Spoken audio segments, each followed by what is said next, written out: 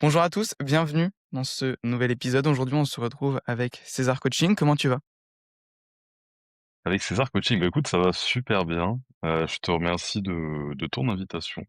C'est très gentil de ta part. Écoute, je t'en prie. Ce podcast est destiné à en savoir un petit peu plus sur toi, sur ton parcours, qu'est-ce que tu fais aujourd'hui. Déjà, je te laisse te présenter un petit peu. Qu'est-ce que tu fais concrètement et ton histoire? Alors pour faire, simple, parce que je pense qu'il y a plein de choses qu'on peut développer ou sur lesquelles on peut rebondir ensuite. Donc, je m'appelle Amaury, j'ai créé du coup en effet, César Coaching, donc César Coaching sur Instagram. Alors à la base, je venais du monde du bodybuilding, donc j'ai fait des compétitions, j'ai eu ma carte professionnelle. Je l'ai pas franchement utilisé des masses derrière et puis ensuite je me suis, détaché du bodybuilding pour l'aspect santé et aussi un petit peu l'enfermement que ça ajoutait de, bah, vivre que pour ça et cetera. C'est compliqué de développer 12 aspects de sa vie. Je trouve qu'on est obnubilé par un sport de performance et qu'on ne veut pas faire que ça et on ne peut pas forcément ou on ne veut pas forcément, vivre de cela. Donc d'un point de vue santé comme temps, comme passion, tout s'est un petit peu, inversé. J'ai décidé d'arrêter, de raccrocher et de me concentrer davantage sur coacher. À la fois là-bas, c'était des athlètes aussi en bodybuilding. Puis ensuite, c'est davantage aujourd'hui des gens qui ont des objectifs de lifestyle de tous les jours, perdre du gras, prendre du muscle. Et aujourd'hui, du coup, j'ai bâti mon entreprise autour d'un accompagnement qu'on fait, du coup, sur justement, bah, aider pas mal d'hommes à perdre du gras, prendre du muscle. Et aujourd'hui, j'en suis là et je me concentre sur, du coup, cette phase-là de ma vie qui est donc de développer finalement, cet accompagnement au maximum et faire grossir mes réseaux, disons. OK. Parce que de base, c'était quoi tes objectifs dans le bodybuilding? Tu voulais aller, jusqu'à Olympia? Ah, quand tu as 15 piges, tu veux forcément aller jusqu'à Olympia. Quand on a 18, tu te rends compte que, c'est peut-être un coup que tu veux pas forcément, génétique ou non, un coût qui est, par-delà, financier et de santé que tu te demandes si tu vas assumer. Puis ensuite à 20, tu te dis: «On verra bien», puis à 22, tu t'en fous un peu, puis après tu arrêtes. J'aurais évidemment aimé à différentes phases aller plus loin, tu vois? Même ma carrière en pro, comme je disais, j'ai eu ma carte pro, je l'ai pas volée pour le coup, j'avais une vraie bonne shape, je sais pas si tu illustreras, ce podcast-là et puis ensuite en montant sur scène en pro, il y a eu beaucoup d'éléments qui ont fait que, voilà, j'ai pas pu être à la hauteur à mes yeux, tu vois, de la carte pro. J'étais blessé, il y a eu des soucis avec le poids, je pense qu'il y a eu des soucis aussi avec les produits que je prenais. Et derrière, il y a la méthode qu'on utilise avec mon coach qui, je pense, était trop brutale pour être trop pro en classique physique pro. Donc au final, je retombe à, une expérience un petit peu, moyenne en pro et donc forcément, bah, c'est pas très concret l'expérience en pro que j'ai eue. Mais évidemment, comme tout bon compétiteur, surtout qui entre dans le circuit pro, tu te dis: «Bah, je veux aller le plus loin possible». Même si sur la fin de la carrière, je t'avoue que je me disais surtout, je me rends compte de ce qu'ils prennent et de ce qu'ils font et de ce qu'ils investissent à très haut niveau, pas sûr de vouloir passer par là et donc la mentalité que j'avais sur ma dernière année de compétition, disons, c'était vraiment: «OK, je passe en open, mais ça sera bâtir le physique qui moi me plaît et puis ensuite il se classera comme il se classera». Tu vois? Ça, c'est un peu ce sur quoi j'étais resté puis ensuite j'arrête. OK.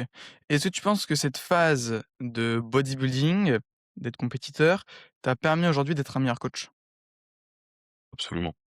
C'est, je fais pas beaucoup de mentoring de coach et cetera, mais j'ai des coachs quand même qui viennent me demander parfois conseil ou des consultations ou quoi. Et je dis souvent que, c'est bien d'être bon en tant que coach, mais c'est bien d'avoir goûté à être un athlète, même si t'as pas été un bon athlète, même si t'as pas gagné des trucs. Je pense que c'est important d'avoir été dans la peau aussi de celui qui subit. Je dis pas que ça permet pas d'être un bon coach, mais je pense que c'est une carte de le faire. C'est une carte, que tu ajoutes un petit peu à une corde que tu ajoutes un petit peu à ton arc, on va dire. Parce que il y a des questions que je pose, il y a un regard que j'ai qui est différent que si j'avais que la théorie. Et il y a un coach de mon équipe qui se développe vers être justement davantage avec ses bodybuilding avec le temps. Et je lui dis souvent, tu vois, il y a des choses que tu apprends en théorie, il y a des choses que tu apprends de tes mentors, il y a des choses que tu apprends sur le terrain en tant que coach, il y a des choses aussi que tu peux apprendre sur le terrain en tant qu'athlète. Et quand tu conjugues un petit peu tout ça, tu as un regard très complet. Et je trouve que en tant que coach de bodybuilding, le plus important, c'est de savoir s'extirper un petit peu des préceptes et des choses, enfin de savoir, tu sais, en anglais on dit think outside the box. Penser en dehors des carcans, des choses qui sont prédéfinies. Et le problème, c'est que je pense beaucoup de coachs gagneraient, et ça vient de l'expérience en tant que coach, mais aussi en tant qu'athlète, gagneraient justement à sortir un petit peu de ce qui est prédéfini. Il faut absolument faire une peak week, il faut absolument faire un carb up, il faut absolument faire tuer l'eau, il faut absolument faire ci, il faut absolument faire ça, il faut absolument machin. Tous ces concepts-là, je pense que finalement, on peut grandement les relativiser, les utiliser à notre avantage, quand on arrive aussi à penser un petit peu en dehors de la bulle de base, parce que tu vas dans une compétition de bodybuilding, tout le monde mange des galettes de riz, tout le monde mange du beurre de cacahuète avec ses galettes de riz, machin, c'est cool, hein, mais la moitié savent pas pourquoi. Et donc en fait, il y a beaucoup ce côté-là d'où on vient répliquer ce qui est fait de manière générale, et je trouve que ça manque de libre, de libre arbitre, de penser un petit peu plus libre. Et je trouve que les meilleurs coachs excellent dans être très solides sur les bases et savoir contourner un petit peu les méthodes généralistes pour avoir justement une approche qui sort un petit peu du cadre. Bref, donc je dénote un petit peu de la question, mais oui, être un athlète a aidé parce que justement, il apporte un regard qui est plus complet que simplement coach, je trouve. Mmh, OK. Et donc tu penses que les athlètes qui montent sur scène font ça aussi peut-être parce qu'ils sont, entraînés, ils ont pas de vrai pourquoi selon toi? Ou ils sont juste là peut-être pour la gagne et pas réellement pour la passion?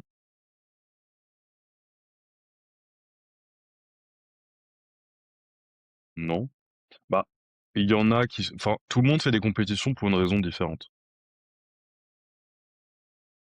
Tout le monde fait ce qu'il fait pour une raison différente de son voisin. On est tous drivés par un truc différent. Je connais des gars qui m'ont dit, moi je fais des compétitions pour promouvoir mon coaching et être vu. Et il y a d'autres gars, ils vont se foutre dans la merde financièrement pour atteindre leur objectif parce que leur objectif, c'est tout ce qui importe pour eux et c'est des vrais passionnés.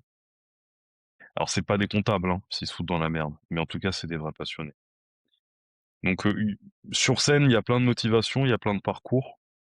Puis il y a même des gens, c'est une revanche sur, que sais-je, des addictions. Bon après, on pourrait débattre de est-ce que c'est bien de tomber dans le bodybuilding si tu as une personnalité addictive?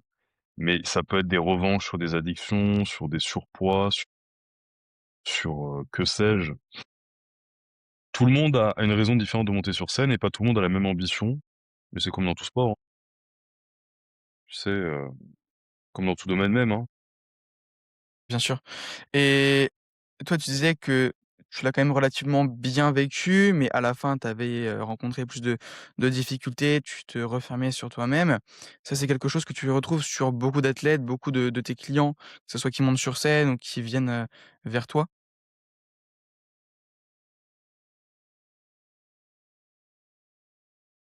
Je dirais pas que je me suis refermé sur moi-même, mais le bodybuilding m'a beaucoup apporté. Je fais une parenthèse là-dessus, m'a beaucoup apporté. Je crache jamais dans la soupe, tu vois?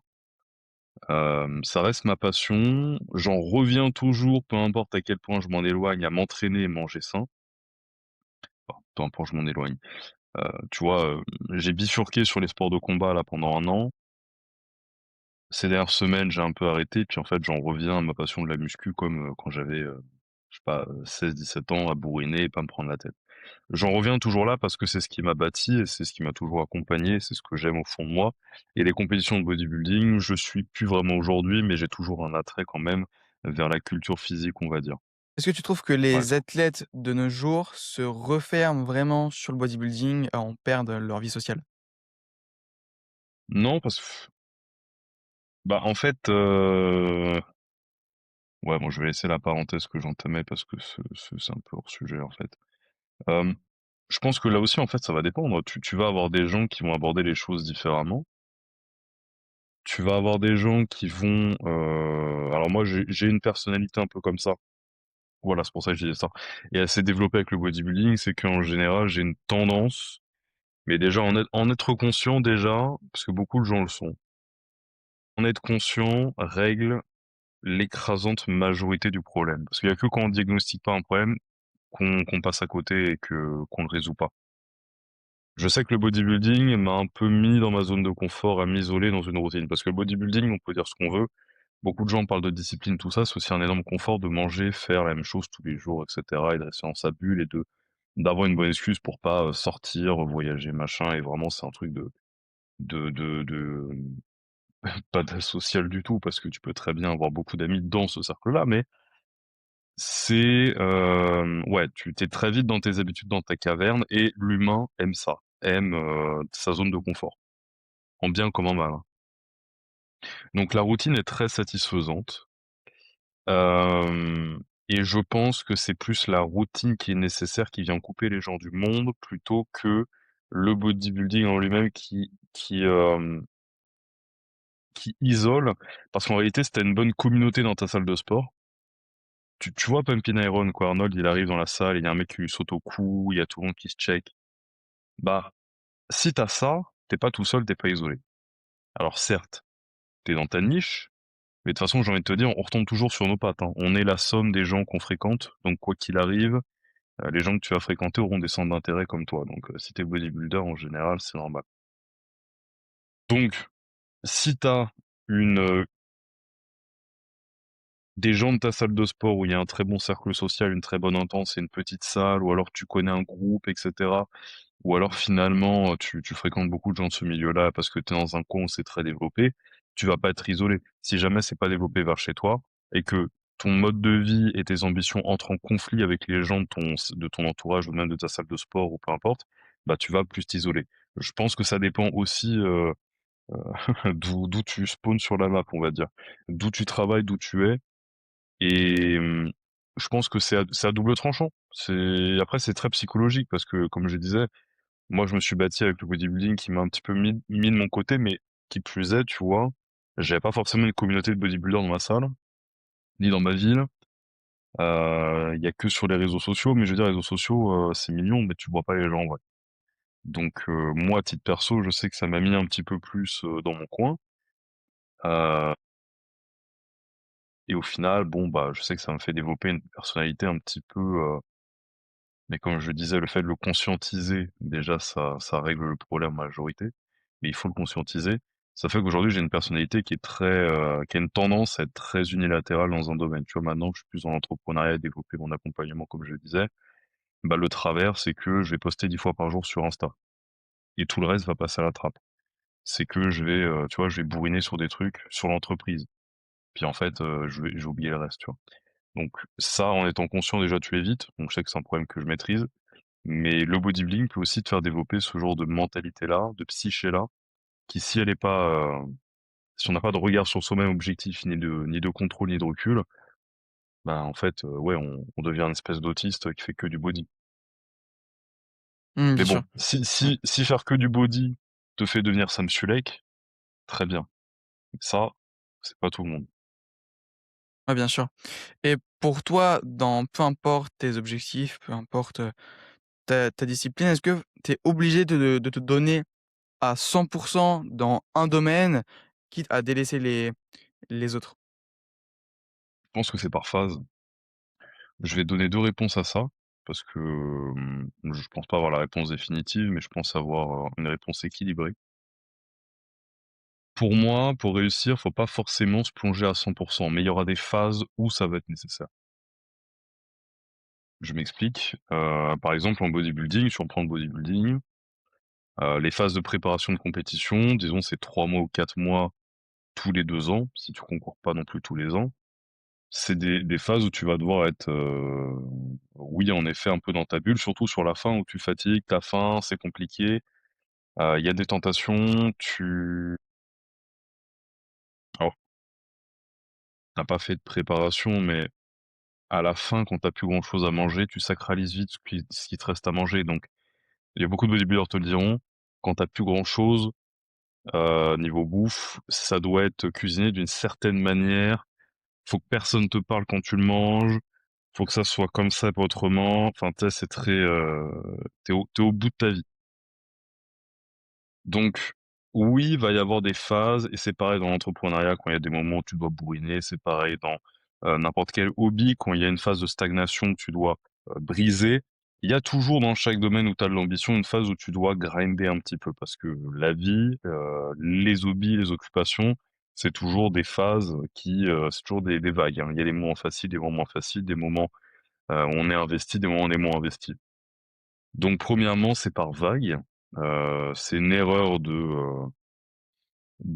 à l'année vouloir être à 100% parce que on n'est pas fait pour être à 100%. Même si tu regardes sur une journée, tu peux pas être à 100%. Tu vois, si là, tu vois, là, ce matin, je me suis juste baladé, j'ai fait mes, je sais pas, 5 000-6 000 pas, et là, je me suis posé. Si ce matin, j'avais bossé comme un malade, cognitivement, je serais moins bon là maintenant. C'est logique. Et là, c'est ça aussi. En fait, à l'échelle d'une journée, tu peux pas être à 100% de l'heure 1 à l'heure 24, et dans la vie, dans les mois, c'est pareil. Même dans la semaine.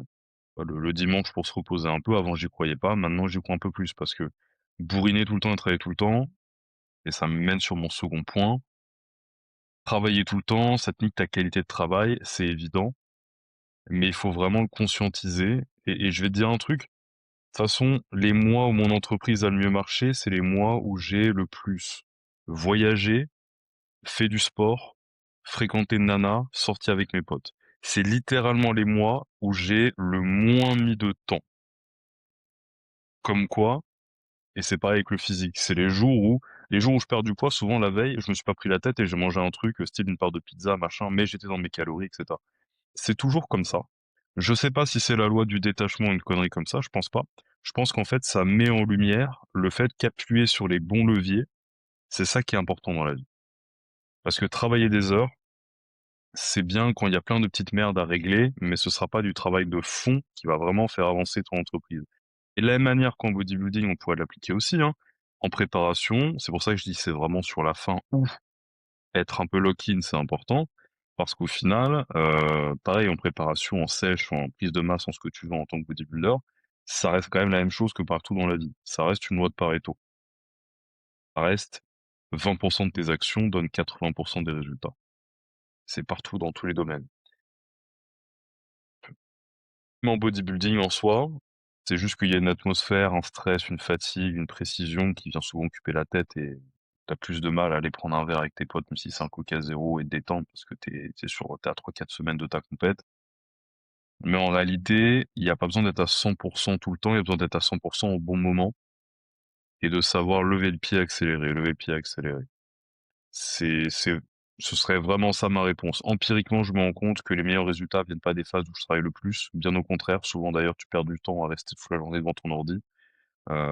Ça te fait un peu faire un peu tout et pas forcément l'important, alors qu'au contraire, quand tu te dis je vais bosser que 4 heures aujourd'hui, quand tu peux te le permettre, hein, évidemment, je parle pas à quelqu'un qui a un CDI ou qui est freelance, que sais-je, qui bosse pour autrui, mais quand tu peux te concentrer sur des grosses tâches, en tout cas, tu peux être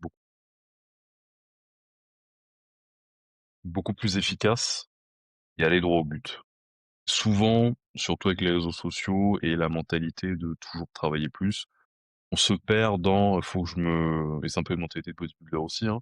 Il faut que ça soit dur, il faut que je me brutalise, et cetera, et au final, tu te retrouves à, faire des efforts qui sont un peu vains, et c'est comme ça d'ailleurs que je me retrouve à avoir beaucoup de gars dans mon accompagnement qui rejoignent en me disant: «Je mange sain, je m'entraîne dur, je fais plein de cardio, je me restreins, mais je progresse pas». Bah oui, parce qu'en fait, c'est bien beau, c'est bien honorable, mais t'entraîner dur, ça sert à rien si tu fais, enfin ça sert à rien. En tout cas, au bout de certaines années de musculation, c'est largement plus suffisant.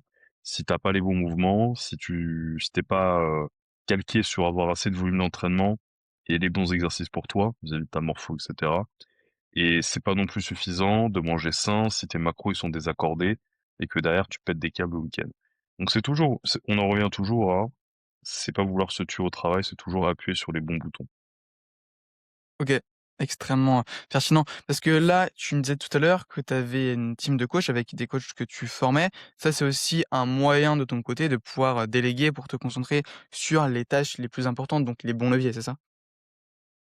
Absolument, on va dire si tu veux faire tout seul, non seulement tu vas tout faire mal, puis de toute façon, j'ai pas l'ego. Ça aussi, c'est des trucs que beaucoup de coachs te diront pas, mais j'ai pas l'ego de penser que je suis meilleur que tout le monde. Tu sais, plus je développe mon accompagnement, plus je vais devoir de toute façon, moi, être au premier plan pour le promouvoir. C'est du temps, c'est de l'énergie que je ne peux plus allouer à du coaching forcément, ou du moins beaucoup moins. Et qui plus est, plus j'avance, et plus aussi, tu vois, parce que là, j'ai mes coachs, et plus je m'assois, je les regarde travailler, je les regarde répondre à nos clients, etc., au monde de mon accompagnement. Et tu vois, même hier, là, samedi, on a fait un appel avec tous les membres de mon accompagnement, du moins ceux qui étaient dispo, une partie de mes coachs, et on répondait à leurs questions pendant 1 heure. On fait ça souvent dans mon accompagnement. Et bah, c'est bête, mais des fois, tu vois, je donne mon avis, je réponds aux questions aussi, mais je les laisse aussi beaucoup s'exprimer parce que c'est eux quand même les coachs et ceux qui les accompagnent. Et des fois, je m'assois et puis je me dis: «Mais en fait, j'ai une équipe de fous furieux».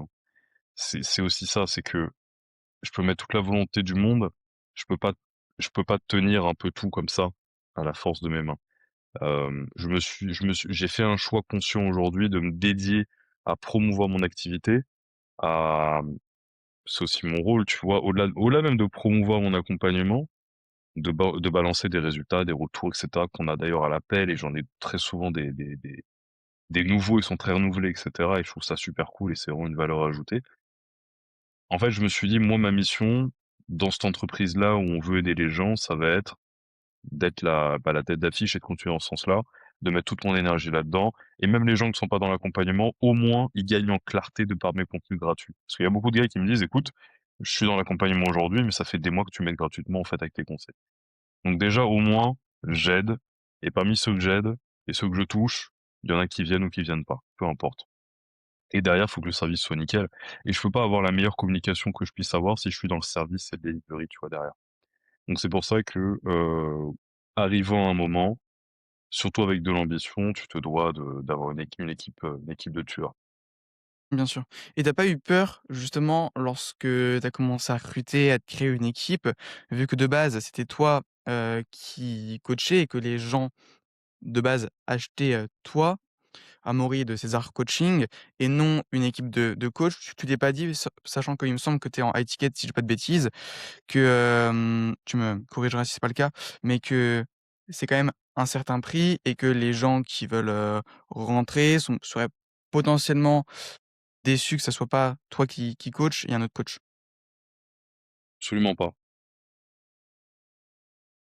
Alors est-ce que j'en ai eu peur? J'y ai pensé, mais en fait quand tu mets un et un ensemble, tu te rends bien compte que de toute façon tu vas pas tenir le coup si tu vas plus loin. Si tu as beaucoup de demandes, au bout d'un moment tu vas bloquer. Donc quoi qu'il arrive, il fallait déléguer. Donc à la base, j'ai un athlète que je suivais depuis plus de 2 ans, qui avait, passé plusieurs formations, que j'avais un petit peu conseillé et cetera, que je lui ai dit: «Bah, écoute, tu sais quoi? J'ai besoin de quelqu'un pour m'épauler. Je veux aller dans ce sens-là.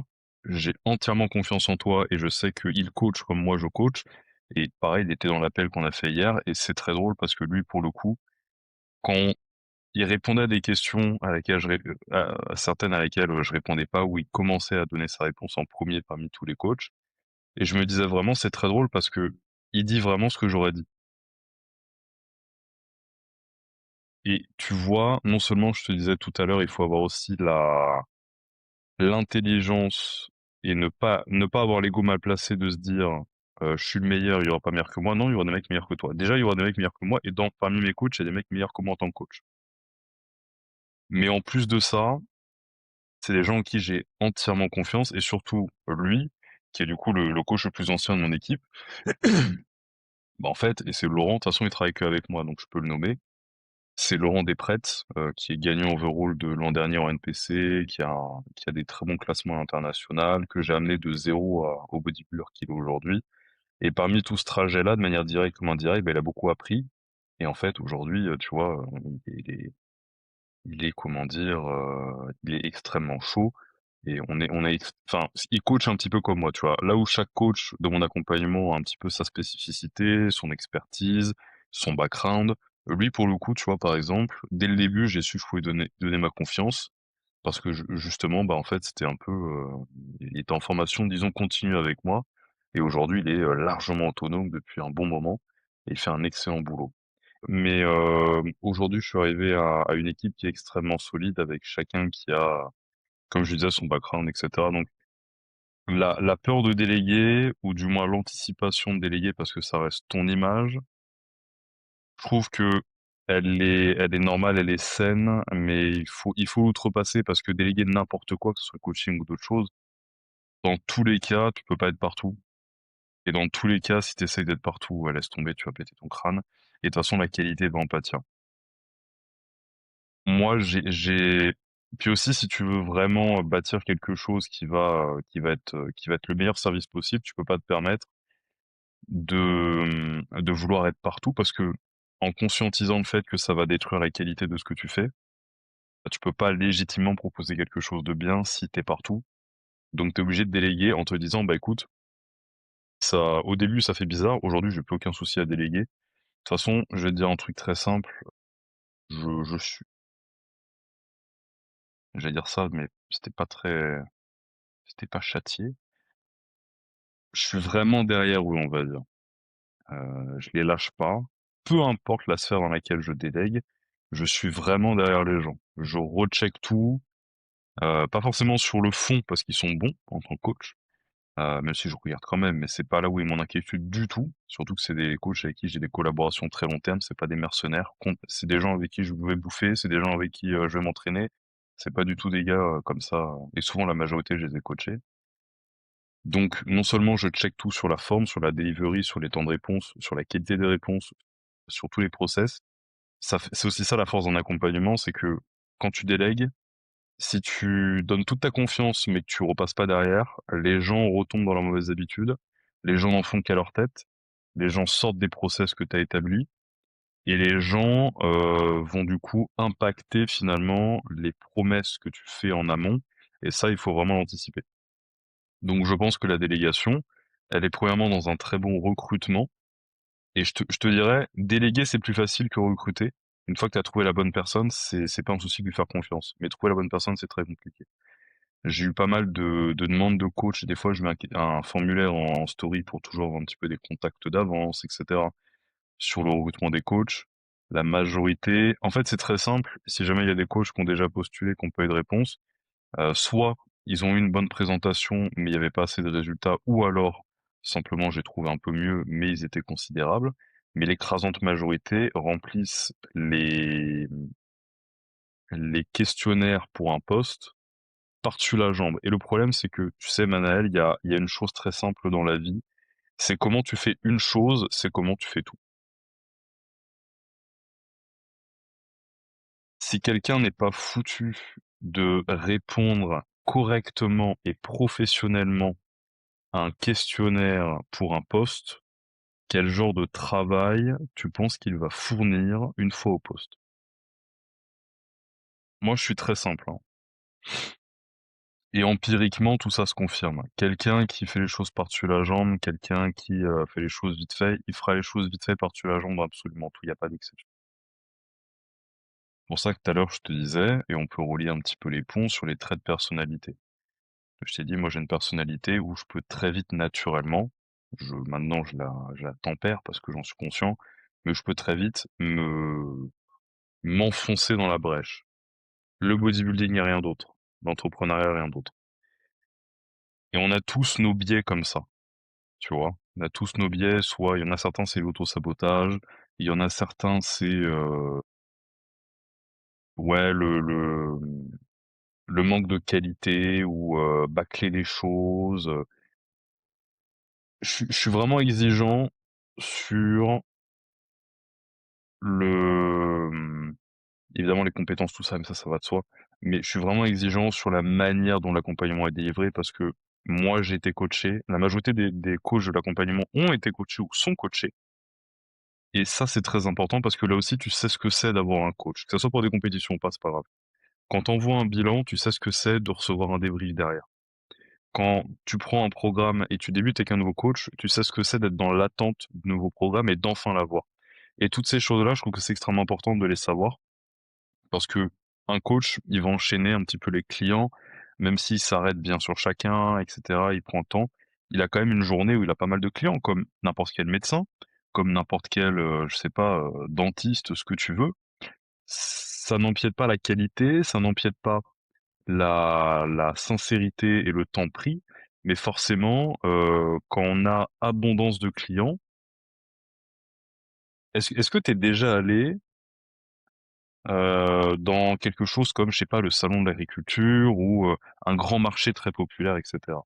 Quand il y a énormément de demandes, énormément de clients, les commerçants sont très vite arrogants et pas agréables parce que justement il y a tellement de demandes comparé à l'offre qu'ils s'en foutent. Ils savent que dans 5 minutes, même moi, il y aura un autre client.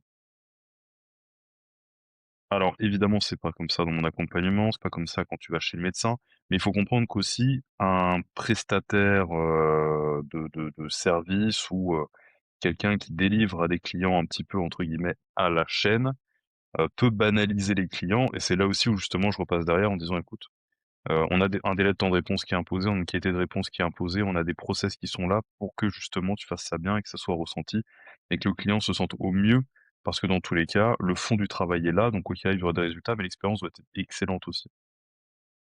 Donc il faut aussi faire attention avec ça avec les coachs, c'est, alors je touche du bois parce que de toute façon le peu de coachs où j'ai eu du mal à me mettre d'accord avec là-dessus, ils ont pas fait longtemps dans mon accompagnement. Et on a vite remis un autre coach et offert un mois en plus aux clients qui étaient, «lésés» entre guillemets. Mais ça, tu le vois très, très vite. Donc les coachs qui, enchaînent, pas mal de clients, faut qu'ils gardent bien les pieds sur terre aussi sur garder de la qualité, prendre le temps avec chacun et pas enchaîner, enchaîner, enchaîner.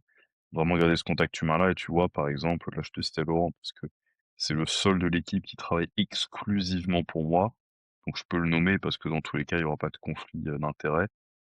Heu, j'ai rarement eu alors c'est également pareil avec les autres coachs, mais j'ai rarement eu, un coach quand je regarde tous ses débriefs aux clients, tous ses messages et cetera, je vois qu'il est vraiment proche et vraiment humain et j'ai rarement eu autant de retours positifs sur putain, enfin sur un coach avec les clients qui disent: «Mais il est super» et cetera.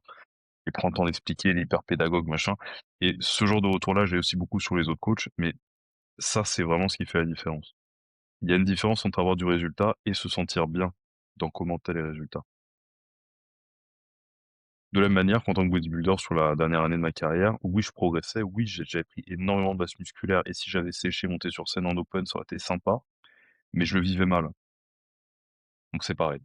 Le résultat, ne peut pas se prévaloir d'un bon processus, dans tout dans la vie, sinon on sait où va se casser la gueule. Mmh. Ouais, bien sûr. OK. Et comment tu as fait concrètement pour recruter, les coachs? Tu me disais, tu avais fait un formulaire. C'était quoi un petit peu le contenu du formulaire? Est-ce que tu as des prérequis en particulier, qu'ils étaient déjà coachés? Alors qu'ils aient déjà coaché, oui, évidemment, ça me paraît très important. Alors oui, j'ai mis, plusieurs fois un questionnaire en story pour avoir un petit peu, comme je te l'ai dit, bah, des coachs qui seraient, chauds, intéressés, motivés. Ça me permet d'avoir quand j'ai besoin, et je dois refaire une valve de recrutement, d'avoir des contacts sous le coude et pas d'un coup je me dire: «Bon, on a trop de demandes, j'ai pas assez de coach», ben, je suis bloqué. Donc j'essaie toujours d'avoir de l'avance. Non, je t'avoue que la majorité des recrutements, ils ont beaucoup été faits quand même sur, du bouche à oreille. Tel coach de mon équipe qui me dit: «Écoute, je connais ce gars-là, qui coache bien, qui serait chaud, prenez un appel». J'ai envie de te dire, Manel, de toute façon, tu le verras dans la vie, je pense et je te le souhaite, mais si tu l'as pas déjà vu, et je m'en suis rendu compte moi, très récemment, les meilleures enfin les personnes finalement, tu peux regarder ça d'un point de vue entrepreneurial, hein, les gens que tu recrutes, comme finalement les gens que tu rencontres dans la vie, souvent c'est les rencontres desquelles tu en attendais le moins qui t'en offrent le plus. il y a des coachs dans mon équipe où je me suis dit: «Bon, ils donnent des bons résultats et tout, mais je sais pas, bon, objectivement, tout y est. Je sais qu'il va faire un bon coach, je sais que ça va bien se passer, mais est-ce que c'est vraiment le, A player, pour utiliser des termes business, que vraiment je voudrais?» Et puis au bout de 6 mois, au bout de même 3 mois, j'ai jamais vu un coach aussi bien bosser, tu vois? Ça m'arrivait énormément de fois et pareil dans d'autres sphères de l'entreprise, hein. Souvent les recrutements et les rencontres qui mènent à un recrutement, souvent c'est vraiment les meilleurs sont souvent ceux sur lesquels tu te dis le moins, enfin tu parierais le moins. Souvent les gars sur lesquels je me disais: «Lui, il va être super chaud», souvent j'étais déçu. Donc le fait d'avoir peu d'attentes, mais de regarder les choses objectivement, c'est important aussi. Alors dans le questionnaire, oui, je demandais beaucoup l'expérience, de la preuve. Qu'est-ce que tu as comme diplôme? Bon, il y avait le questionnaire est assez long, je t'avoue, mais c'est de toute façon, moi, je décide beaucoup à l'entretien. Je regarde certains points clés. Le formulaire, de toute façon, comme je disais, si tu l'as rempli à la zob, je vais même pas te recontacter. Si je passe 3 questions et je vois qu'il y a pas de majuscule en début de phrase, qu'il y a une faute, enfin, après les fautes, bon, ouais, bon, on c'est compliqué aujourd'hui quand même, hein. Mais puis j'en fais aussi dans mes stories, donc tu vois, comme quoi. Mais si je vois certains trucs, je défile même pas jusqu'à la fin, honnêtement. Puis quand je mets, ouais, c'est quoi ton expérience? Mets-moi des avant-après et que je regarde les photos et je me dis, bon, ouais, OK, soit, ou alors il y a pas d'avant-après ou alors c'est des photos du gars en lui-même. Ah, je me dis: «Tu te fous de ma gueule», donc ça next. Mais Mmh. j'ai quand même des coachs qui mettent des candidatures sérieuses, hein, et des fois j'y réponds pas parce que, bah, soit j'ai trouvé mieux, soit, c'est pas aussi drastique. Hem Tu sais, il y a un coach de mon accompagnement qui est aujourd'hui l'un des meilleurs à mes yeux et qui bosse extrêmement bien. À la base, je l'avais considéré, mais j'étais pas assez conquis par les avant-après, tu vois? On a laissé couler quelques mois, puis je me suis dit: «Non, quand même et tout, ça se voit qu'il bosse bien». Puis humainement, je sentais que ça matchait bien entre nous. Je me suis dit: «Écoute, plutôt que chercher parfait, on va chercher fait». Et puis dans tous les cas, de toute façon, Manahel, je vais dire en fait, moi, je gère surtout la forme parce que le fond, les connaissances, tout le monde peut les avoir. Apprendre, c'est à la portée de tout le monde. Tu peux être mauvais et devenir très bon, hein. À moins que tu sois un débile mental, tu peux devenir très bon dans n'importe quel domaine. J'ai pas dit excellent, j'ai pas dit le meilleur, j'ai dit très bon, hein. Moi, je regarde surtout la forme et la volonté et le pourquoi. Pourquoi tu veux coacher chez moi? Tu vois? Et il y a plein de raisons différentes, hein. Il y en a, c'est simplement, bah, avec, chez César Coaching, je sais qu'il y aura des nouveaux clients toutes les semaines et je sais que, bah, en fait, je me sécurise mon poste de coach et je sais que je pourrais faire ma passion, en fait. Tu sais, il y a des mecs, ils ont pas envie d'aller chercher des clients, hein. Ils ont juste envie de coacher et c'est c'est bien à leur gloire, hein. Tu des gars, ils sont là parce qu'ils se disent: «Bah, au moins je peux en apprendre», parce que moi derrière je paye des formations à mes coachs, je leur donne pas mal d'outils à la disposition. On brainstorm ensemble sur des cas, des fois on se fait une réunion, 1 fois par semaine et on brainstorm sur, un tel et un tel, s'il y a besoin. On se partage nos retours, il y a une bonne ambiance. Aussi ça c'est important, hein. Comme je te disais, se sentir bien durant le processus en tant que bodybuilder, en tant qu'entrepreneur, en tant que ce que tu veux, mais également en tant que freelance ou, salarié, c'est extrêmement important. Et je sais qu'il y a des gars, ils pourraient les coacher peut-être au non, non, j'allais dire, il y a des gars qui pourraient les coacher autre part. Alors oui, sur le papier, oui, mais j'ai envie de te dire, connaissant l'offre du coaching aujourd'hui en France, ils seraient mal payés, maltraités et ils auraient pas beaucoup de clients à coacher, ce seraient pas des clients intéressants. Bon, parenthèse fermée. Ils auraient pas des prix, mais ils seraient pas aussi bien traités. Donc bon, ils pourraient peut-être pas aller coacher tellement plus loin, tu vois, je vais te dire. Ou alors ce serait pas des cas passionnants, ce serait vraiment à la chaîne, comme des grosses entreprises de coaching qui font des pertes de poids un peu à la zob, tu payé à l'heure, machin, c'est une horreur.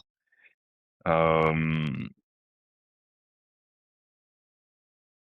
oui, je m'éloigne beaucoup de la question, mais je juge mes réponses intéressantes. Donc ça va. Le melon, ça ils pourront commenter que j'ai le melon. Hem, non, mais à chaque fois, manage, on perd ma réponse et la question. Tu me demandais, oui, qu'est-ce que tu regardes? Mais voilà, comme je disais, le questionnaire, c'est aussi pour donner le ton, mais c'est jamais définitif. Et en général, quand je fais une salve un petit peu de recrutement, je prends des gens en appel et c'est surtout là que, mon instinct et tout me guide beaucoup. Je trouve que les gens se trahissent beaucoup dans leur attitude aussi, donc OK. tu peux écrire ce que tu veux et formuler ce que tu veux, tu peux mettre le CV que tu veux. On en revient toujours au réel et tout, puis on en revient au feeling aussi. Si je sens que tu es là pour me baiser, Ouais, forcément. Toi, tu préfères, recruter un coach qui n'est pas forcément très bon, qui n'a pas forcément de bons avant-après et qui n'a pas toutes les connaissances ni les compétences et toi, de ton côté, le former? Ou déjà recruter quelqu'un qui est très bon? recruter quelqu'un qui est très bon. Mais c'est quoi le désavantage du mec très bon? Peut-être, par exemple, qui pourrait être un peu moins humain, qui n a peut-être un petit peu moins cette passion, mais qui est déjà Je très vois, bon? je vois. Tu sais, tout à l'heure, tu disais, l'offre, elle a un certain coût et cetera. Je suis pas d'accord, parce que, pour moi en fait, je suis d'accord et pas d'accord.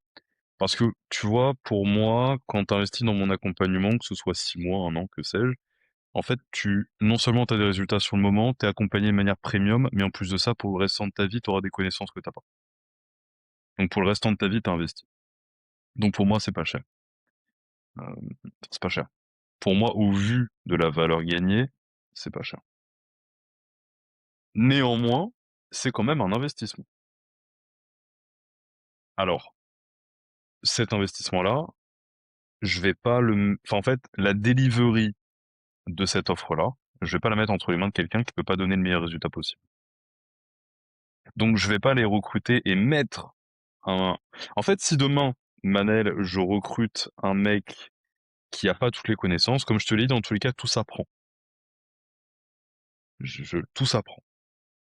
Donc pour moi, enfin surtout quand tu es dans l'entrepreneuriat, tu touches un peu à tout au début avant de déléguer, tu te rends compte que tout peut s'apprendre. Donc, tout peut s'apprendre, donc si le mec est motivé et prêt à apprendre, il apprendra et deviendra bon. C'est pas un souci, peut-être même très bon. Et ensuite, le terrain lui donnera encore plus de bouteilles. Maintenant, un mec qui n'a pas assez de connaissances, comme ce premier cas-là, j'irai pas lui donner quelqu'un mon accompagnement tout de suite. J'irai le former et ensuite, une fois qu'il est prêt, là, je lui donnerai quelqu'un. Parce que la meilleure volonté du monde, je vais pas aller, va pas justifier que le client a peut-être pas le résultat qu'il veut. Tu vois? Le client, c'est pas son problème qui je mets. Le client, il est là. Alors tu disais tout à l'heure, tu sais, pour mon image, et cetera, il est pas déçu que ce soit pas toi. Non, parce qu'en fait, mon équipe représente mes valeurs et mon standard de travail et finalement, un accompagnement, c'est aussi et surtout quand même, hem, résoudre le problème de la personne.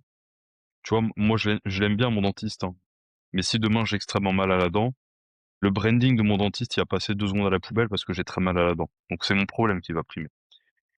Donc c'est pareil pour tout. Il y a qui tu choisis par tes accointances. Il y a qui tu choisis par, l'appétence au discours que tu as d'un tel, oui, mais derrière l'offre, faut aussi et surtout qu'elle délivre. Donc les gens vont aller vers moi parce qu'ils me font confiance et parce que, bah, j'ai pas masse de filtres où je dis vraiment les choses comme je les pense. Quand je sais pas, je dis que je sais pas et quand je sais, je dis que je sais et j'ai beaucoup de nuances. Ça se voit, je pense, à la longueur de mes réponses et à toutes mes bifurcations. Mais il faut quand même qu'à la fin, le et c'est le cercle vertueux qui fait que j'ai beaucoup de bons retours, beaucoup de bonnes interviews sur ma chaîne YouTube, beaucoup de preuves sociales, disons. C'est que c'est un cercle vertueux, donc il faut quand même que la delivery soit là. Avoir une aisance à l'oral, faire des beaux contenus, et cetera, c'est pas ça qui fait tourner un business. C'est ça qui le met en avant, mais c'est pas ça qui vient, fermer la loupe, tu vois? Fermer la Bien boucle. sûr, Donc les résultats sont extrêmement importants, donc je vais pas mettre un client qui a investi de l'argent, qui est peut-être pour lui beaucoup sur le papier, même s'il y a cette dimension-là de, bah, en fait, pour le restant de ma vie, je serai tranquille. Je vais pas lui mettre le premier venu. Tous les coachs de mon équipe qui exercent et aujourd'hui qui ont des clients, ils sont très chauds. Si demain, dans l'hypothèse que tu donnais, mais c'est pas ce que je ferais, je pense, mais si je recrutais un gars qui est pas assez chaud, je le prendrais en mentoring plusieurs fois par semaine et je lui montrerais un certain niveau et ensuite, là, on commencerait à avoir des clients et je managerais beaucoup derrière, mais si je l'envoie au boulot, c'est qu'il est prêt. De toute façon, bien j'ai envie sûr, de te dire, à partir du moment où tu es un tant soit peu formé, dans tous les cas, voilà, tu pourrais à la base gérer quelqu'un, mais je prendrais pas le risque, donc je formerai.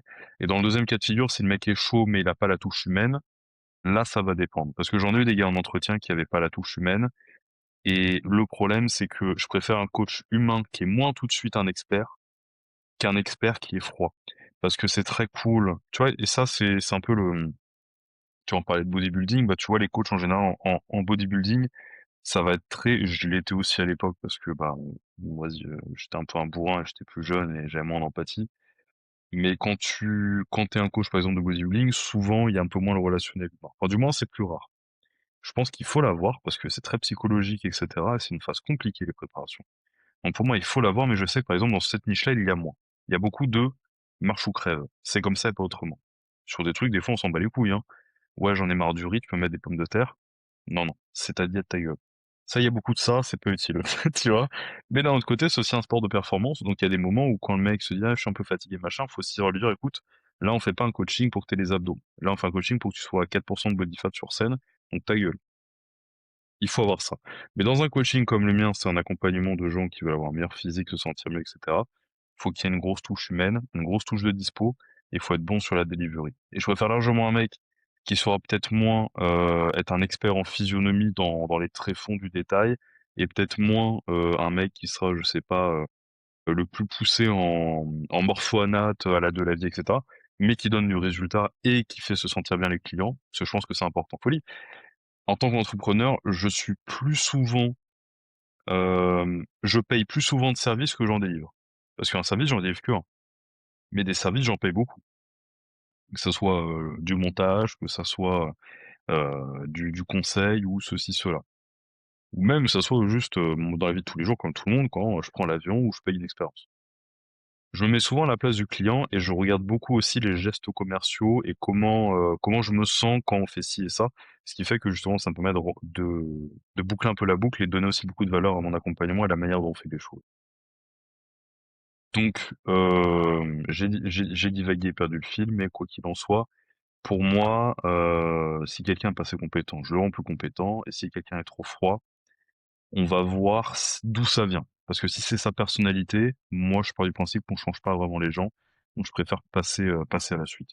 Ouais, bien sûr, et tu serais plutôt pour mettre un coach qui est pas encore à 100 comparé à tes autres coachs et que les clients payent un petit peu moins cher, que les tarifs soient moindres, qu'il ait déjà dans un premier temps peut-être des 1ers coachés gratuits? Tu penses quoi? Parce que je sais qu'il y a beaucoup de coachs comme ça qui commencent gratuitement le Il faut, coaching mais à pour ton avoir compte. des clients. Ouais, Ah, en OK. fait, quand tu commences en tant que coach, je suis de cet avis-là qu'il faut démarrer gratuitement parce que ça te permet de briser la barrière. Et il y a des coachs qui se mettent des bâtons dans les roues parce qu'ils mettent un tarif dès le départ, du moins un tarif ou un tarif trop élevé. Parce que si tu vends 30 balles ton coaching, écoute, c'est bon, voilà. C'est comme si c'était gratuit, honnêtement. Mais si d'office t'arrives sur le marché, tu dis c'est 200 balles par mois, c'est 300 balles par mois, et que t'as pas d'expérience, tu vas pas bâtir d'expérience. Parce que la barrière, elle est trop haute. Il faut que tu coaches tes potes, il faut que tu coaches ta famille si tu veux coacher ta famille, il faut que tu coaches les amis de tes amis, il faut que tu coaches les premiers gens intéressés par ton coaching, et pour ça, il faut que la barrière, elle soit pas là, faut qu'elle soit là. Ou qu'il y ait pas de barrière. Faut que tu t'accumules de la preuve. Et quand tu auras de la preuve, etc., tu auras des avoirs après. Et aussi et surtout, tu auras gagné en expérience et tu auras amélioré ton offre parce que tu auras eu du boulot. Là, tu peux commencer à mettre un prix. Et là, tu peux commencer du coup à coacher davantage. Et là, de toute façon, ça va être un cercle vertueux.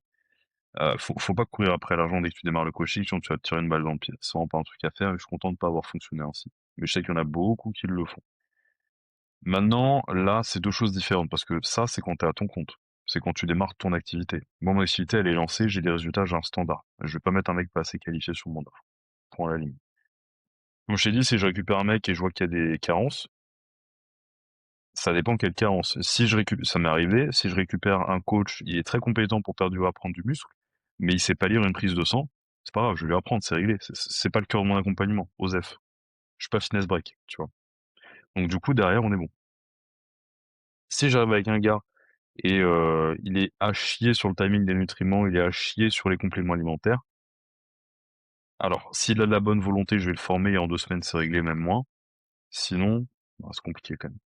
Après, c'est dans tous les cas, en général, un coach, s'il a un petit peu coaché, il est formé et en général, les mecs sont la tête dans les contenus de coach, et cetera, machin. Les certifications en ligne, les J3, les ce que tu veux, je sais pas ce qu'ils sont maintenant. Dans tous les cas, ils ont déjà largement ce qu'il faut pour des clients lifestyle comme j'ai.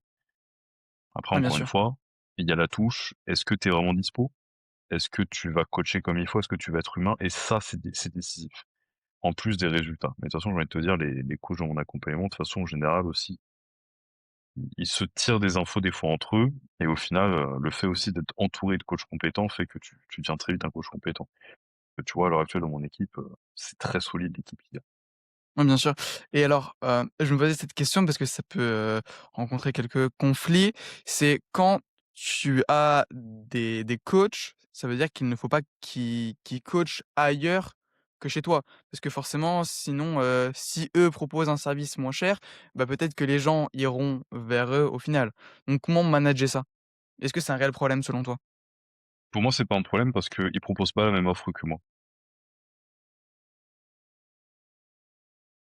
En fait, si tu as un coach dans ton équipe, admettons, qui propose, je sais pas, son coaching à côté, parce que disons, il est à côté, il travaille, pour lui-même.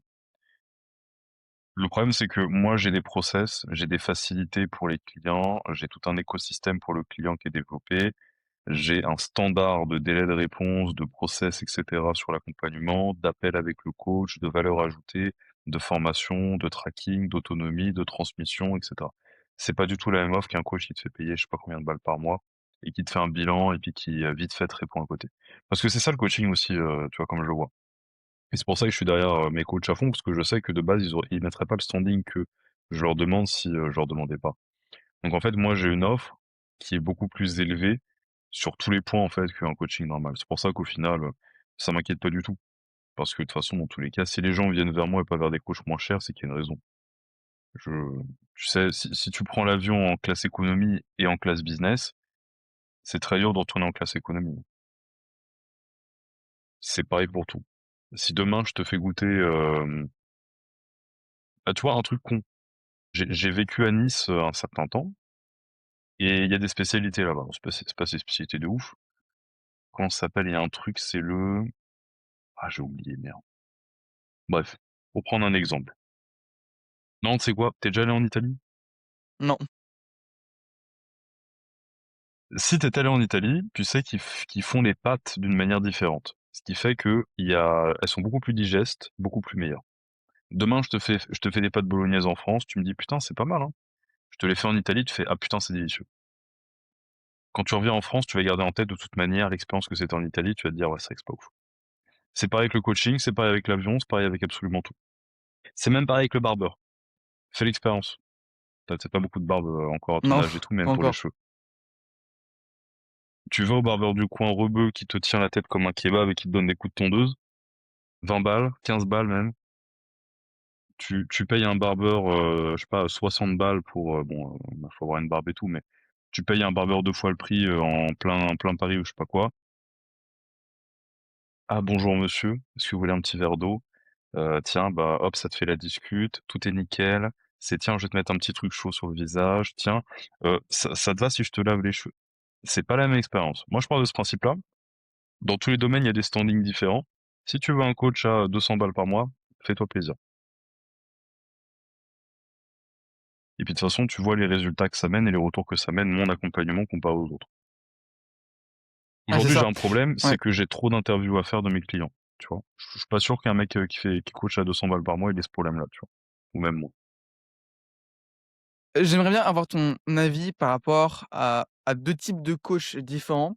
Il y a les coachs qui sont plutôt Google Sheet, venir traquer, des fois même ils ont des SaaS où on vient vraiment tout traquer, et tu as les autres coachs à côté où ils fonctionnent juste sur WhatsApp, certains par mail ou par message, où ils donnent juste directement le programme par message et la diète par message.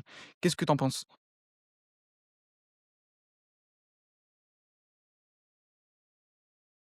Je me sens tellement loin de ça, Manel. Vraiment des trucs de au ras du sol. Alors après, fonctionner avec Google Sheets, je crache pas dessus. Je sais que beaucoup de coachs le font et je pense que du côté client, par contre, ça peut être un peu prise de tête. Heu, je sais qu'il y a des clients moi, je sais que, tu vois, les trucs genre Google Sheets, les ça fait penser un peu à Excel et tout. Moi, je sais que j'aime pas, tu vois? Après, si tu as un truc prédéfini, on te l'explique une fois, tu comprends. Moi, je veux dire Google Sheets, c'est tout. Si ça vient collecter toute ta data, de toute façon, un coach, il fera mieux son boulot plus il a de la data, tant qu'il sait s'en servir. Mais plus il a de la data, des données. Donc pour moi, Google Sheets, c'est tout. Si la forme dérange pas les clients, pourquoi pas? Moi, je trouve que c'est mieux d'avoir une application en tant que coach. Je trouve que c'est mieux d'avoir, un espace un peu où il y a un peu tout qui est centralisé, qui est très fluide. Moi, c'est ce que je propose. Maintenant, Google Sheets, si jamais ça dérange pas les clients et que c'est au standing du prix et de l'accompagnement, pourquoi pas? Je sais qu'il y a des coachs que je connais qui ont fonctionné longtemps comme ça ou qui fonctionnent avec. Hem, Ensuite sur WhatsApp, envoyer les programmes à la ZOP, je sais que ça c'est très bodybuilding. Je sais que ça que je l'ai fait avec, les clients en général qui étaient peut-être proches des compétitions. Donc là, je sors totalement de l'accompagnement dont je parle aujourd'hui, hein. Mais ça permet de faire évoluer une diète rapidement, tu sais? Alors tu te fais pas chier à envoyer un sheet soit en Google Docs, soit en PDF ou que sais-je. Si la diète elle change un peu tous les jours, à 2-3 semaines de la compète, tu copies-colles la diète sur WhatsApp. De toute façon, c'est là la f le fond prévaut sur la forme, hein, souvent. Puis les bodybuilders souvent ils s'en battent les couilles. C'est pas du tout pareil, qu'un client un peu plus lifestyle et premium et cetera. Pour moi, tant que le résultat y est, c'est bien. Le problème, c'est que là, je te parle pour la performance. Sur un client qui veut être accompagné sur le long terme et se sentir bien dans l'accompagnement, et c'est pas un bodybuilder qui veut gagner une compète et qui regarde pas le reste, je trouve que c'est pas top. Je trouve qu'en 2026, il y a un standing qui peut être bien meilleur. Cela dit, Google Sheets, ça part d'une bonne volonté, c'est d'avoir beaucoup de données. Et les données, c'est ce qui donne les résultats, tant qu'on sait s'en servir. Mais si sur la forme, ça donne un coup à ton accompagnement, je trouve ça pas top. C'est moi ce qui m'a fait beaucoup passer des steps aussi en termes de qualité, c'était le retour client. Donc, si un client dit: «Écoute, ça c'est pas pratique» ou «Ça c'est franchement», tu vois?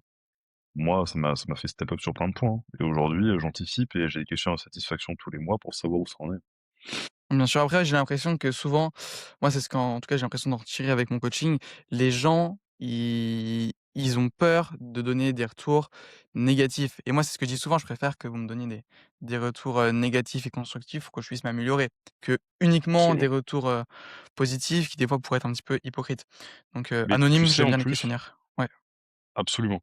J'allais te répondre 2 choses. Premièrement, dans tous les cas, l'insatisfaction client, elle est pas ponctuelle, elle est cumulée. Donc un client, il va pas, te dire, «Là, ça va plus, il y a ça qui me saoule». En général, il a laissé passer des petits détails et ça s'est accumulé, au bout d'un moment, ça explose. C'est partout pareil dans la vie, hein. Le manque de communication, c'est un énorme problème dans les relations sociales comme professionnelles.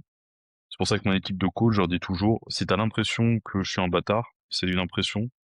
Dis-moi ce qui va pas, dis-le moi tout de suite. Si tu as l'impression que je t'écoute pas, oublie pas que je fais 36 000 trucs en même temps, moi aussi, donc appuie». Donc la communication, c'est important. Les non-dits, ça tue, beaucoup de relations, beaucoup de partenariats et cetera. Donc faut faire très attention à ça et c'est exactement pareil avec les gens qu'on accompagne.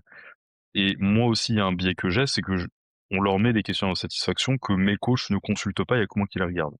Ce qui fait qu'en fait, le coach qui les suit va pas être lésé ou blessé ou tomber dessus, parce que ces questions de satisfaction, c'est que moi qui les regarde. Donc en fait, déjà, ça me permet d'avoir un retour feedback directement à moi. Et de toute façon, dans tous les cas, comme je t'ai dit, je suis derrière les fesses de mes coachs, donc en fait, je les lâche pas dès qu'il y a un petit détail.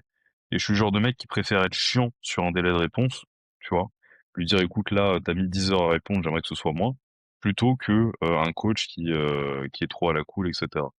Donc je pense que beaucoup de problèmes sont avortés par mon management interne, mais encore une fois, je suis pas dans la tête des gens et des fois, il y a des choses bêtes auxquelles je ne peux pas penser ou les coachs peut-être ne pensent pas, qui peuvent peut-être, faire une moins bonne expérience client.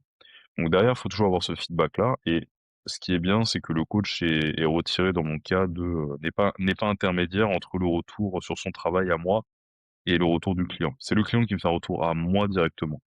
Donc derrière, ça permet de prendre un peu de la hauteur parce que oui, si question d'insatisfaction, il va directement au coach, ouais, c'est compliqué de dire: «Écoute, ça m'a pas plu» ou quoi.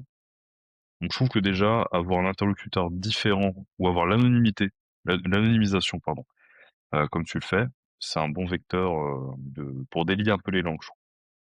bien sûr et autre point, on dit souvent que le bodybuilding, c'est un sport de riches pratiqué par des pauvres. Toi, aujourd'hui, dans ton coaching, tu me disais que tu coaches des personnes qui veulent gagner du muscle, perdre du poids, donc potentiellement des personnes qui ont aussi un petit peu plus d'argent. Est-ce que tu as vu une différence à la fois au niveau du comportement? Est-ce que tu coaches toujours des bodybuilders? Comment tu fais pour pricer plus cher ton accompagnement? Alors, on a toujours des bodybuilders dans l'accompagnement, des bodybuilders naturels, je précise. C'est la minorité. Souvent, c'est de toute façon, ma communication est pas orientée là-dessus. Elle est pas sur le bodybuilding, elle est sur vraiment la recomposition corporelle, la perte de gras et ensuite, sur le long terme, la prise de muscle propre. Et de toute façon, je sais que c'est la majorité des hommes qui me suivent qui veulent ça, donc en général, de toute façon, ça fait bouche. Quelle est la différence entre avoir des bodybuilders et des gens, lambda? Hem, les bodybuilders, c'est beaucoup plus d'investissement en termes de temps, surtout sur les périodes de compétition, évidemment. En termes de temps, en termes de détails, en termes de mental aussi. Alors après, c'est toujours très volatile, hein. Tu des bodybuilders qui font le taf, qui ferment leur gueule et qui adorent ça. T'en as qui, chouinent parce qu'ils pensaient pas que ça serait aussi dur. Comme t'as des clients en lifestyle qui, bon, vont avoir des attentes, moins d'attentes, voilà, bon. Moi, je vais te dire une chose, bodybuilder, pas bodybuilder, je trouve que, moins l'offre est cheap, tu vois? Sans rendre ça, bêtement cher, hein, parce que, je cautionne pas. Mais si ton offre est cheap, tu vas avoir des clients cheap. Tu sais, c'est exactement comme les gens qui ne payent pas et qui consomment tes vidéos ou ton contenu gratuit. Ils vont avoir des exigences de fou. Les gens qui mettent un billet, ils sont beaucoup plus compréhensifs parce qu'en fait, ils sont beaucoup plus qualitatifs. L'investissement monétaire, ça filtre. Donc, tu sais, j'ai coaché pour, je sais pas, quand j'ai commencé il y a, je sais même plus il y a combien de temps, il y a des années. Quand je coachais à mon échelle, et cetera, que j'étais tout seul, que j'avais pas encore des connaissances, bah, je coachais pas cher, hein, 100 balles, 150, allez. Et même 150, ouais, j'ai mis, ouais. Ouais, 100-150, tu vois. Bah, j'avais les clients qui payent 100-150. J'ai eu des extra bons clients à cette période-là, attention, hein. Mais je sais que quand tu fais payer un service un petit peu plus cher, ça filtre et t'as vraiment déjà des gens investis parce que quand il y a un tarif plus élevé, c'est qu'il y a une offre meilleure. Du moins, dans mon cas, c'est le cas. Après, il y en a des exemples de mecs qui te font payer cher et t'en entends plus parler. Mais quand tu as une offre qui est plus chère, plus premium, au-delà du prix, qui est plus premium, tu tombes sur des clients plus premium. Et ce qui se passe, c'est que derrière, toi, en tant que coach, bah, tu as une qualité de travail qui est plus agréable, parce que tu es avec des gens qui font mieux le boulot, et tu as aussi des gens qui vont moins casser les couilles pour rien. Quand quelqu'un paye que dalle, souvent, c'est paradoxal, hein, c'est paradoxal, mais les gens qui payent le moins, souvent, les plus grosses attentes et les plus gros critères, je cherche un peu le mot, ouais, les gens qui payent le moins, souvent, sont les plus demandeurs. Et les gens souvent qui mènent un vrai billet, souvent c'est des gens qui sont sérieux, qui font le taf et qui sont compréhensifs de ce que c'est et qui ont un peu plus la tête sur les épaules.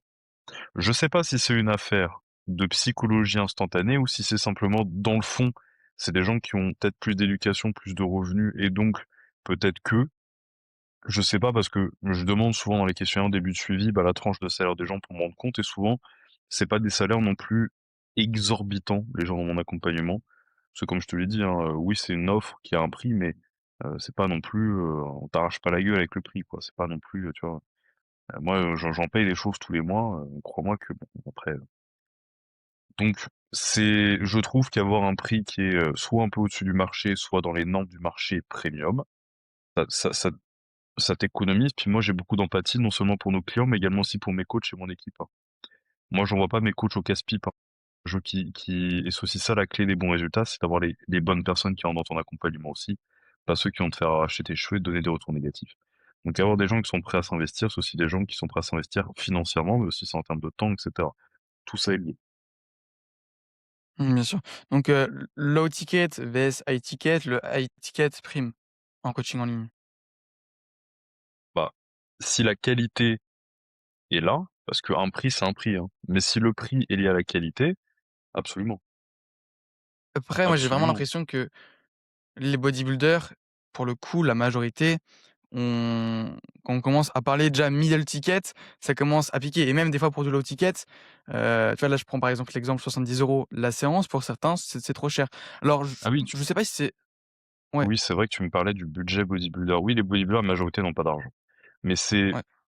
comment dire, je pense qu'il peut y avoir plusieurs choses. Je pense que c'est évidemment un sport qui est moins pratiqué par une classe un peu supérieure en termes enfin, c'est moins des CSP+, et cetera, mais même ça, en réalité, c'est quand même très, volatile, les profils qu'il y a sur une scène de bodybuilding. Donc j'irai pas me limiter à cette analyse-là qui serait peut-être un petit peu, de surface. Mais aussi et surtout, le coût d'être un bodybuilder est très cher, hein, surtout s'ils sont pas naturels. Heu, Tous les mois, tu peux foutre un SMIC en produits, si tu prends, l'AGH et tout le bazar. Alors la majorité en font pas ça, surtout au niveau, national et régional, et cetera. En fait, quand tu jettes déjà, beaucoup d'argent par les fenêtres pour avoir, le produit plus le complément alimentaire, souvent d'ailleurs des compléments alimentaires qui servent à rien, ça m'en fout aussi. Des bodybuilders qui se chargent à balle et qui te parlent de leur BCA, leur machin, c'est tellement ils auraient tellement exactement les mêmes résultats avec et sans, ça me saoule honnêtement. Donc tu as le budget complément alimentaire qui souvent est qui est en inflation totale, enfin qui est en non, qui est beaucoup trop onéreux vis-à-vis de ce que c'est, alors qu'ils auraient juste besoin de zinc, magnésium et oméga 3 dans la majorité des cas, je vais te dire, et créatine, allez. Et en plus de ça, il y a tout le côté bouffe. Côté ça, tu rajoutes, je sais pas, s'il y a beaucoup de d'allers-retours en caisse, tu rajoutes l'essence, tu rajoutes les assurances, tu rajoutes machin. Souvent un bodybuilder, il a pas beaucoup de thunes, hein, mais à cause du bodybuilding, paradoxalement, tu rajoutes le coach, et cetera. Heu, je sais pas si c'est la strate sociale des bodybuilders qui fait que, mais comme je t'ai dit, il y a beaucoup de profils différents. Donc je pense que c'est le cumul de trop de choses, qui fait que, et en particulier les produits, hein. Mais les bodybuilders payent pas cher leur coach, hein. Il y a beaucoup de bodybuilders qui payent pas leur coach aussi, hein, parce qu'ils sont une bonne vitrine pour leur coach. Tu sais, les coachs de bodybuilding, ils font pas payer cher, hein. Mais après, voilà, en hors saison, tu vas être, je fais une généralité. Je devrais pas. Mais il y a beaucoup de coachs connus qui vont avoir beaucoup de monde qui, bah, en fait, en hors saison, tu vas passer un peu à la trappe, hein. Tu ton plan, puis je te réponds quand je peux parce que je mets la prio sur les mecs en prep. Parce que les mecs en prep, c'est tellement énergivore. Et est-ce qu'ils ont tort? Bah, c'est compliqué, hein, et bah, pareil, ça délègue pas, hein. Un coach de bodybuilding, là, pour le coup, c'est pas comme moi, où moi j'ai un branding, des valeurs et un service, premium, et délégué de manière transparente. Et de toute façon, ça le rend meilleur, comme on le disait, qu'il soit délégué. Bah, un coach de bodybuilding, c'est lui qui coach. Ouais, après, c'est vrai qu'effectivement, moi, je suis de plus en plus dans cet esprit, comment avoir le meilleur service et essayer de vraiment construire quelque chose de gros et pas uniquement faire des séances de posing à 70 € l'heure. Tu vois ce que je veux dire? Donc potentiellement, à certains moments, déléguer sur certaines tâches, essayer de me concentrer sur la délivrabilité, créer un SaaS où ils vont pouvoir, avoir des questionnaires pour, des bilans sur difficultés, sur plein de points et au final, en faisant tout ça, ça rend mon service encore meilleur. Alors, franchement, Manaël, je me rends pas compte des prix du marché, mais je pense que 70 balles l'heure, c'est que dalle, hein. Donc, en fait, dans tous les cas, pour moi, quand on veut garder les rênes en majorité sur son business et rester quand même le principal actif du service délivré, c'est soit on accepte de faire du volume, soit on monte le prix. Et souvent la meilleure chose pour, pas avoir la tête sous l'eau, c'est de monter les prix, mais il faut attention que ça soit avec la montée des compétences et de la qualité du service. Parce que comme je disais tout à l'heure, c'est bien beau d'être en high ticket, tout ce que tu veux, mais si ton service il est à chier, bon, ton high ticket, on s'en fout. Donc pour moi, oui, si on veut garder les rênes un maximum et pas déléguer ou peu déléguer, ben, notre temps, notre énergie étant limitée, il va falloir soit accepter d'avoir un nombre limité de clients et de pas faire plus parce qu'on veut pas faire payer plus, soit on fait payer plus, mais il faut à ce moment-là que notre expertise et notre qualité de service soient au niveau de payer plus. J'aimerais bien te poser une dernière petite question pour conclure. Toi, si aujourd'hui, on te supprimait tous tes réseaux sociaux et que tu avais 1 minute pour laisser un message au monde, quel serait ce message? Et elle est bien cette question.